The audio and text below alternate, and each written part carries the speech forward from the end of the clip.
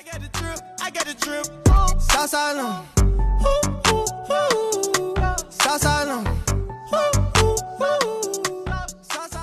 Hey y'all, it's your girl Teosha back with another video. Before we do anything, make sure y'all hit that subscribe button, like, share, comment. Hit the bell so y'all can be notified when I upload more videos. And I know y'all see the title. Something a little different than what I usually do on my commentary, but you know, this is gonna be a positive video, and I'm just gonna talk to y'all. So y'all see the title, it says how I made $100,000, well, over $100,000. I wanted to talk to y'all because I see this a lot in my comments and in other people's comments. Certain people that we talk about on our channel, a lot of people in the comments be like, oh, you clout chasing. Oh, you just mad because they have more money than you. Oh, you just mad, you know, because they have more subscribers, more views, whatever the case is. So I thought I would come on here and talk to y'all a little bit, because I don't necessarily let y'all in on my personal life. But not everybody needs clout. I love doing YouTube. I was doing YouTube when I wasn't getting paid. I started my channel in 2011, and then I didn't upload nothing for years, and then I started taking it serious in 2017 when I was just earning chump change. But yeah, so some people do have lives outside of YouTube. Y'all think that everybody who has a YouTube channel and talks or provides their opinion or commentary is clout chasing and all this kind of stuff, and it's just this broke person that is just using these people's name and all that stuff. So I wanted to talk to y'all on how I became, you know, a little financially stable.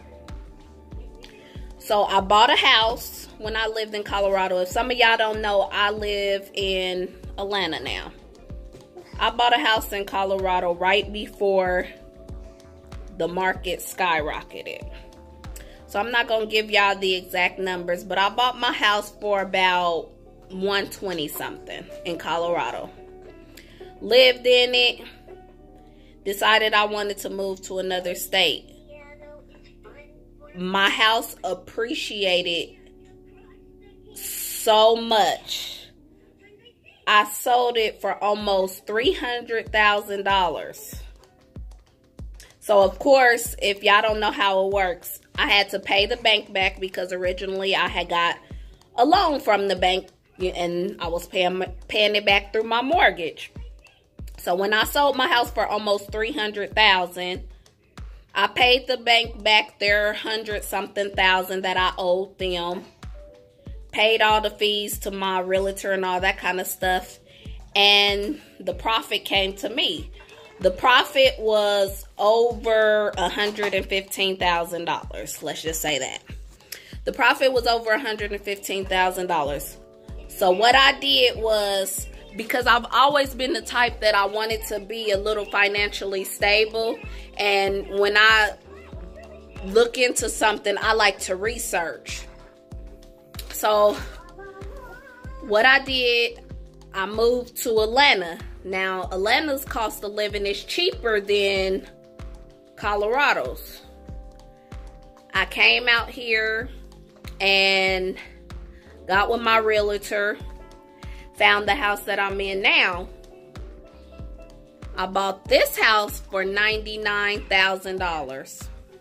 Well, $99,900, so basically $100,000. I gave them $100,000 cash. Cash. I don't owe nothing on this house. I pay once a year taxes. No mortgage, no rent, no nothing. I pay once a year, just property tax. And a lot of y'all like to call people broke because y'all don't see us, or y'all don't see people in designer Gucci, Fendi. If I want to, I can get that stuff. But what is that stuff doing for me? I like to buy stuff that appreciates. So when you look at it, I bought this house that I'm in now for $100,000. Guess how much it's worth? It's worth, I've been in this house for 2 years, 2.5 years, and it's worth almost $150,000. Do y'all know if I sold this house today, all that $150,000 comes to me. I don't owe nobody nothing. And that's why I don't even be tripping. And it be funny to me because a lot of y'all like to judge a book. A lot of y'all like to judge a book by its cover because they're not wearing Gucci. They not driving G-Wagons and Mercedes. But I only got one child. I'm trying to set my son up. I started a business last year, and you know it's starting to pick up this year. You know, I've been learning. Last year was more so learning the ins and outs of it, and it's Majesty Hair Boutique, just in case y'all wanted to know. But I just been learning the ins and outs of having a business and, you know, all that stuff. And then, you know, it's starting to pick up, so I'm grateful for that. But a lot of y'all don't understand what some people are doing behind the scenes. Y'all live in this YouTube world to where y'all feel like if you don't have a lot of subscribers, if you're not flossing on video, Mercedes and Bentleys and Gucci and all that kind of stuff, that you just this broke, low down person. And that's not the case at all, because I do like the finer things. I'll get it when I want to get it, or I feel secure to get it if I want to get it.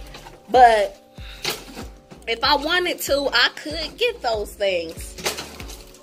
But why? I'm content being this so-called clout chaser that everybody think. But I just wanted y'all to know, don't always judge a book by its cover. You see a lot of people in these designer things, and they don't have nothing in their bank accounts. They don't have nothing. One thing I was always told, get something that appreciates, not something that depreciates.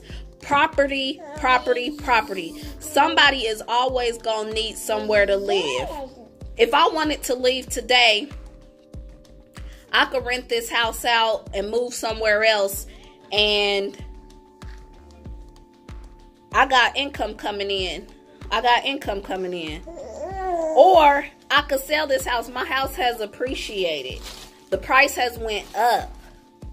Get something that you can buy for cheap and the price goes up. By next year, I want to, by 2020, I want to buy a condo or a townhouse. And I want to buy a condo and a townhouse, and I want to rent it out. So I want income, income property. This house I'm living in right now, I want to take some money and buy a townhouse or a condo or something and rent that out. I'm trying to have multiple sources of income, because that's how you get rich, have multiple sources of income. But this was more so just the talk, getting to know me behind the scenes, because I don't really put my personal life on there. But a lot of people think just because I talk about YouTube drama and all that stuff that I'm some dumb chick. But don't judge a book by its cover. I'm not tooting my own horn, but I got a lot of knowledge up here. I got a lot of experience up here. And I mean, I'm always willing to help somebody or teach somebody, But like I said, don't always call people clout chasers. Don't always think that just because we not wearing the finest things, or we don't have Gucci, Fendi, Prada, Burberry, Mercedes, and all that kind of stuff. Some people's priorities are just different. I want to leave something to my kids. When I had my son, I mean, leaving designer is cool and all, but what can he do with that? When I die, I want to have him set up and set straight. But yeah, so I just wanted to talk to y'all, tell y'all how I made my first 6-figure income, and how, you know, I'm hoping my house keeps appreciating so that when I do come time to sell, I could cash out on something else, or I could, if I want to sell right now, I could go buy a couple income properties. Income property is where it's at, so look into that. But bye, y'all.